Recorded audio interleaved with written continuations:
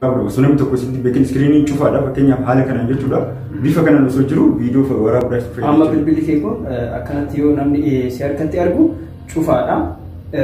Atama nu waraabuu yoo barbaade akkanatti bilbilli kee cufaa ta'ee jechuudha. Homaa wanni tokko hin jiru cufaa ta'ee nu waraabuu ni dandeessa jechuudha. Kanaafuu wanti kun waan namni yoo waan gaariidhaaf fayyadamuu baate baay'ee bareeda jechuudha. Bilbilli nama sanii cufaadha ani waraabamaa hin jiru jettanii namni tokko bilbila yoo isin dura kaa'e yookiin immoo bakka isin taargeetii kaameraa isaa keessa galuu dandeessan yoo kaa'e gonkumaa bilbila san hanga fuula keessan dura sokkitanitti yookiin kaastanitti jechuudha. Akshinii adda addaa fi jecha adda addaa irraa of qusachuu qabdu jechuudha. Namni sun haala appilikeeshiniin kun itti waraabamu yookiin ashama harka fuunee kabajamtoota hordoftoota viidiyoo keenyaa baga nagaadhaan dhuftan guyyaa irraa kana nama tokkotu peejii Qaanaa Pirees irratti dhoksaadhaan viidiyoo nama waraabuu ni danda'ama jedhee barsiisee jechuudha. Osoo namni argin moobaayila kee qabattee walgahii keessa seentee walgahii san riikoordi gootee bahuu ni dandeessa. Kana qofaa miti mana namaa dhaqxee yookiin immoo nama wayii kan sirriitti si barbaachisu viidiyoon isaa sagaleen isaa kan si barbaachisu osoo inni hin beekin moobaayila kee akkuma waan cufaa jiru fakkeessitee viidiyoo isa waraabdee deemuu ni dandeessa jedhee Qaanaa Pirees irratti barsiisaa ture jechuudha. So yeroo baay'ee namni irra deebi'ee achi jalatti viidiyoo nu hojjedhu jedhaa jira. Ani immoo waan kana dhugumoonni sun dhugaadha moo dhugaa miti kan jedhu addaan baasuudhaaf isuma qabadhee viidiyoodhaan dhufeetiin jira. Egaa inni Shakmar jedhama. Ati eenyu jedhamta?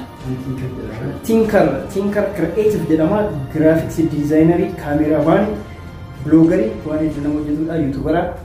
So everyone gara barnoota keenyatti ceenamoo waan jettutu jira.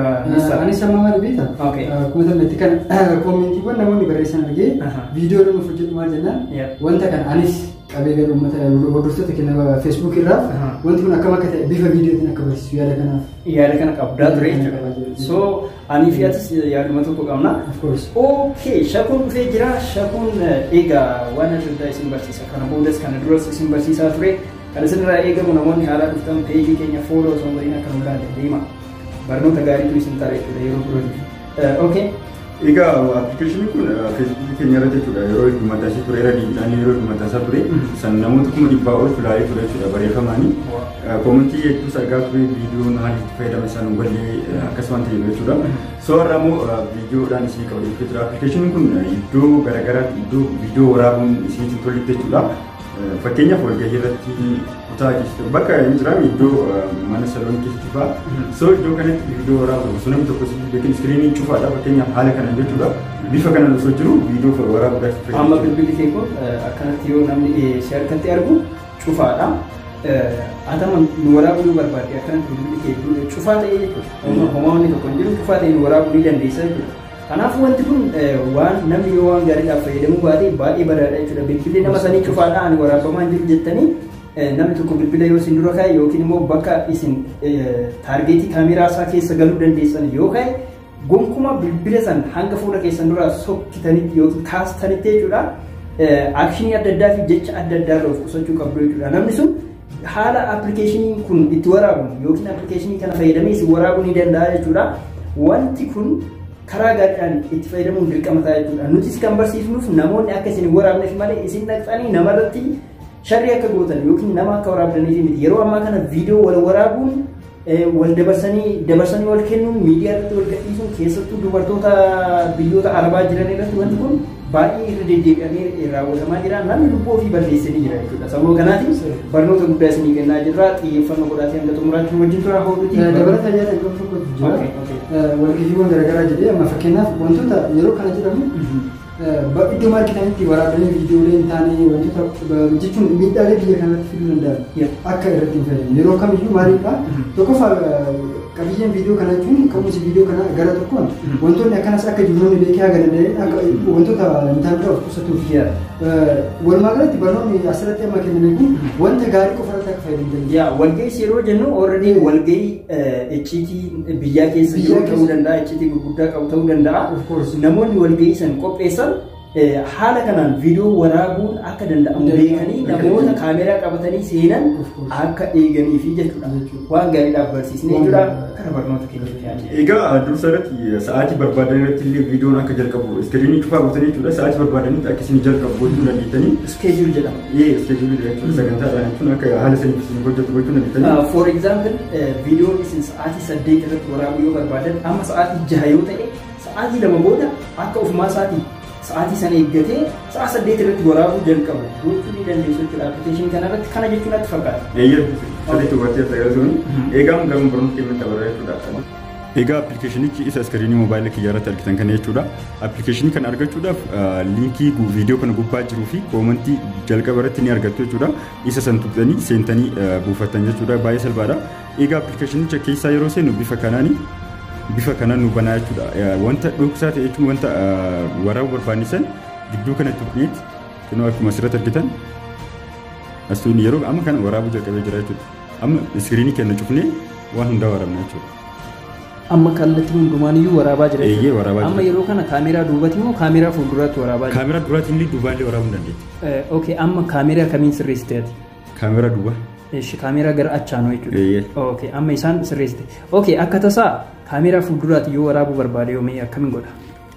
Tole akka jettetti waraabuudhaaf jechuudha gara fuulduraatti yookiin gara duubaatti waraabuudhaaf seetingiin as jira. Seetingii asirratti argitan kana isa kana tuquudhaan seentanii jechuudha. Yeroo akkanatti seentan asirratti viidiyoo kaameraa akka jedhu kana viidiyoo kaameraa akka jedhu kana yeroo tuqxanii kaameraa na filachiisa. Eeyyee kaameraa fuulduraatiif ka duubaas filachiisa jechuudha. Naaf galeera amma kaansel gochuu ni dandeessa. Eeyyee. Kanatti aansee wanni si gaafadhu amma bilbila kee cufimee akka cufamu godhiiti sana booda na waraabi. Okay, amma waraabuu jalqabe. Yaa waraabuu jalqabeera. Ishi, for example, mee qixxee irra tuqe bilbila kana hoomii isaa tuqe. Kana. Okay, amma deebi'iitii iddoo kana tuqiitii yoo aappii kana cufne ni waraaba. Ni waraaba. Amma kana akkana goonee yoo cufne mara yoo appilikeeshinoota asirra jira yoo cufne ni waraaba jechuudha. Waraabaa jira. Waraabaa jira. Okay. Wanti kun baay'ee ulfaataadha I think. So mee amma na waraabi natti agarsiisi mee viidiyoo kiyya na waraabiti deebitee immoo natti agarsiista. Mee ana na waraabi waan hin godhaa jiru kan kaameraa isaa gara kiyya qabiiti na waraabii natti agarsiisa. Kunoo waraabaa jira. Amma iskiriinii kana cufee jira. Yoo appilikeeshinicha tuqne waraabaa jira jechuudha. Iskiriinii kana cufee haala kanaan si waraabaa jechuudha. Amma kunoo waan cufame fakkaata garuu waraabbii isaatti jira jechuudha. Sababa siraa si keessa waraabaa jechuudha. Okay, amma ana waraabaa jirta jechuudha. Bifa kanaan si waraabaa jira. Mee okay. Anis immoo si waraaba. I think gara kee ifni hin jiru. Okay, amma gara kee qabdee jirta jechuudha. Alright. Kallattii hundatti waraabuu dandeenya. Okay, kootu. Amma gara kaameraa keenyaa deebiiti. Kaameraa keessatti si ilaala. Okay, kanatti aansee waan hanga ammaa na waraabbisan deebiitii natti agarsiisa. I think ifti gahaan hin jiru mana keessa kwaalitiin qabu ta'a. Waraabbii kee kana dhaabitii seef godhadhuuti isa sanatti agarsiisi viidiyoo keessan kan waraabbisan. Amma seef goonee jira. Seef gootee. Appilikeeshinii kana keessa inni kinoo iddoo kana jechuudha iddoo faayilii mallattoo faayilii kana fooldarii adii kana isa tuqnaa jechuudha. Yeroo ittiin viidiyoon hanga ammaa waraabaa ture hundinuu as jira. Banimi. Na waraabin jedhaa jira sagaleen keenye dhagahama. Gara fuulduraatti daddabarsa. Kan dursaa si mul'isa fakkeenyaaf. Okay, isa natti agarsiisi. Okay. Viidiyoowwan martuu waraabaman. Viidiyoo hanga ammaa yaaliidhaaf waraabatu waraabamuu. Waan hundaa waraabnaa jechuudha. Amma kallattii hundumaanii waraabaa jira. Amma yeroo kana kaameraa duubatti moo kaameraa fuulduraatti waraaba? So kan already waraabee jira. Okay, amma waraabuu jalqabeera. Waraabuu jalqabeera. Ishi, for example, mee qixxee irra tuqe bilbila kana hoomii isaa tuqe.